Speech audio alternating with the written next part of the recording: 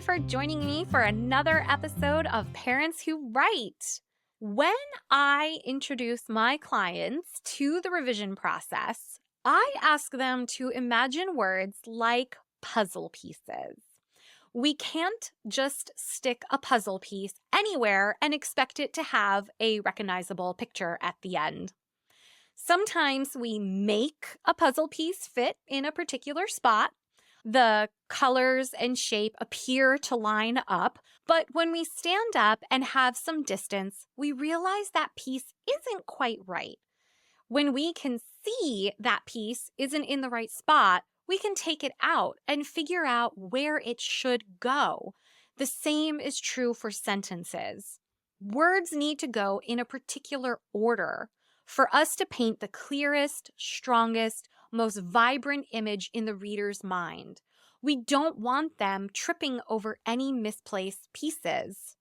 Now, keep in mind, this level of accuracy is reserved only for the editing phase of the writing process. Do not get hung up on word placement when you are drafting, or you'll never finish that work in progress. You'll get frustrated and judge your writing and throw away your idea. Save smoothing out awkward sentences for later. That said, after you have finished your first draft and after you have completed your first round of revisions, when you should focus on bigger issues like structure, plot holes, disappearing characters, that was me, then you're ready for line edits. And when you know how the puzzle should look, you'll be better able to identify and fix those awkwardly placed words that muddy your ideas and confuse your readers. So today I am going to help you understand how the puzzle should look by explaining the 5 basic sentence patterns used in the English language. No matter how many words a sentence contains, whether that's 3 words or 100, every sentence boils down to 5 basic patterns. And honestly, I'd argue they actually boil down to 3 patterns. This is going to start off super easy. And as I add more pieces to the puzzle, it'll start to get more complicated and most likely confusing. Don't fret. Listen to this a few times, and the bigger picture will get clearer, which also means your writing will get clearer for your readers.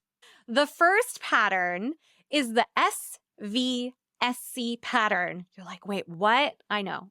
Bear with me. S means subject, V means verb, and SC means subject complement. So SVSC is the subject, verb, subject complement pattern. Okay, what does that mean? Here are a few examples. He is hungry. She is smart. They are retired. The cat is cute. The class was noisy. I like to think of these verbs like equal signs. You know how in math you can say 2 + 2 = 4 or 2 + 2 is 4. That's because the word is means equal. And that's what these verbs are doing here. They say that the subject equals the subject complement. So let's look at those examples again. He is hungry. He equals hungry. She is smart. She equals smart. They are retired. They equal retired. These verbs are called linking verbs or state of being verbs because the verb isn't receiving any action. Nothing is happening to either the subject or the subject complement. They just are, right? To be or not to be. So here are more examples of state of being verbs, and you'll notice these use our 5 senses: see, hear, taste, smell, touch. He looks tired. He equals tired. The choir sounds loud. The choir equals loud. It tastes sour. They smell fruity. It feels rough. It equals rough. And here are a few more state of being verbs beyond is, are, was, were. We're being quiet. You seem happy. Life gets harder. The building became unusable. The flowers appear frozen. She feels excited. Again, you could replace all of those verbs with equals, and that's how you know that you have a subject and subject complement or an SV-SE pattern. However, be careful with the word feels. In the example I just gave, she feels excited. That's still a state of being. She equals excited. But if we write, she feels the fabric, we can't say she equals the fabric. And that's because we're not describing her state of being. Instead, when she feels that fabric, she's performing an action. But we'll cover this more in the third pattern. Okay, we've had subject equals subject complement. All right, moving on to pattern 2. The second pattern is SV, which means subject verb. That's it. Here are a few examples. She sleeps. He snores. They leap. He jumps. She runs. With he jumps, he doesn't equal jumps. He's not being something. He is doing something.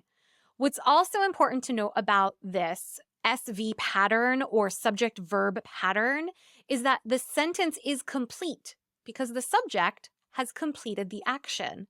She sleeps. Action complete. We aren't left wondering, what's she sleeping or what's he snoring? Because we're not left asking what. These verbs are also called intransitive verbs, which means the verbs don't require an object. Granted, you may wonder, she runs what? But maybe what she runs isn't important information for the reader. Thus, the sentence can stand on its own. Third pattern. I hope you guys are okay. The third pattern is SVO, which means subject, verb, object.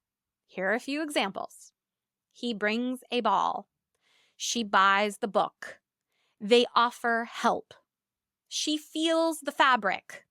Notice these verbs, which are also called transitive verbs, do beg the question, what? And that what is the object, or more specifically, the direct object. In other words, the direct object directly receives the action.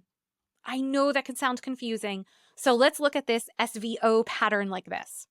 If you had only the subject and verb, such as he brought, are you left wondering, what? He brought what? Yes, then we have a subject-verb-object pattern, an SVO pattern.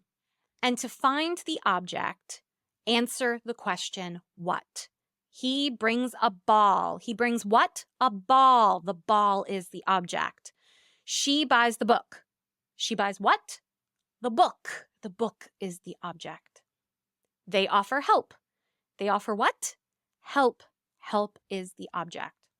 Sometimes you'll see this pattern identified as SVDO instead of SVO, and that's because they're specifying that it's the direct object, not just an object.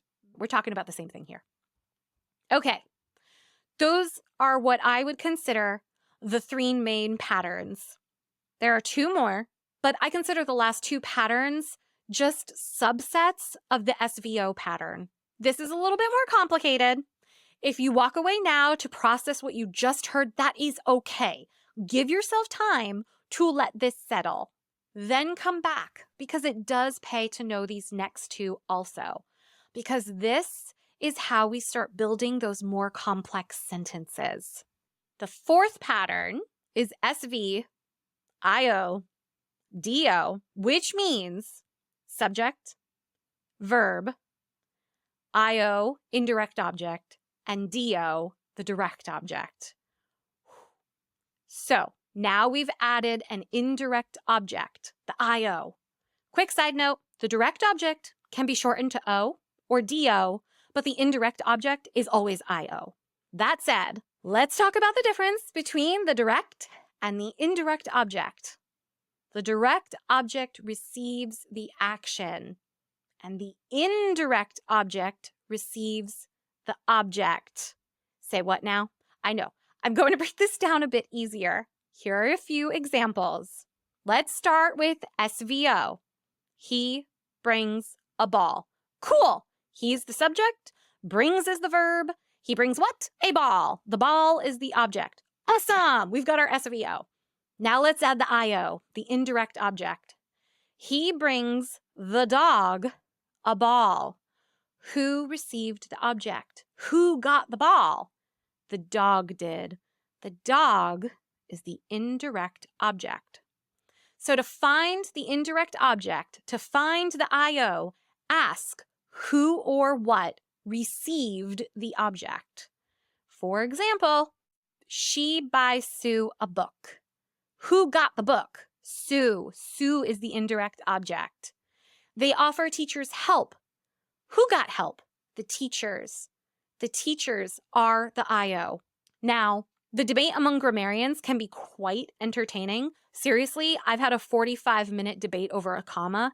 Grammarians can also argue over the IO. Some insist that the IO should appear only before the direct object. So, she buys Sue the book. Others agree it is perfectly acceptable for the IO to come after the object. She buys the book for Sue. To be fair, the proper or formal SVIODO pattern does eliminate the extra word for, which is always good writing practice. But don't get hung up on this. Both sentences are perfectly understandable, and life is too short. That's an SVSC pattern. Life is too short. Anyway, okay, we're in the home stretch. The fifth and last pattern is SVOOC, which means subject, verb, object, or DO if you want, and OC, object complement. It's a lot of words, I know. Similar to how the subject complement, our very first pattern, describes the subject, the object complement describes the object. So here are a few examples. She found him irresistible. He deemed the project appropriate. The cat viewed the dog defective. She painted the roses red. He called the bucket useless. My child drove me mad. To find the object complement, ask how the subject is describing the object. She found him irresistible. Whom did she find? She found him, so we know that him is the object. And how does she describe him? Irresistible. Irresistible is the object complement, the OC. My child drove me mad. What did the child drive? Me. I'm the object. And how does the sentence describe me? Mad. Mad is the object complement. Notice that the OC, or the object complement, is usually a noun or an adjective. And sometimes we need to add the words to be before the object complement, especially when we're dealing with opinions or feelings. The cat viewed the dog to be defective, or she knew him to be kind. Now, if you have a headache at the end of this, you may still be wondering how this knowledge is worthwhile. Consider this. Have you ever read a sentence or even a paragraph that took your breath away, that made you step back and think, that was absolutely brilliant, that transformed your experience, that settled in your soul? And then you thought, I wish I could write like that. Or you wondered, how did the writer do that? When you recognize the pieces of the puzzle, you'll be able to see not only how the writer achieved that passage, but also how you can repeat that pattern and learn from it, and thus elevate your writing to the next level. Again, please don't panic if this overwhelms you. Your writing is not doomed. By listening to this, you've planted the seed of new understanding. Come back, listen to this again, and let the seed grow. Nurture that seed by looking at your own sentences and ask yourself if they're an SV, SVSC, or SVO pattern. Once you have those three down, then try also identifying those IO and OCs, the indirect object and the object complement. As always, I hope you found this helpful. Keep writing, friend.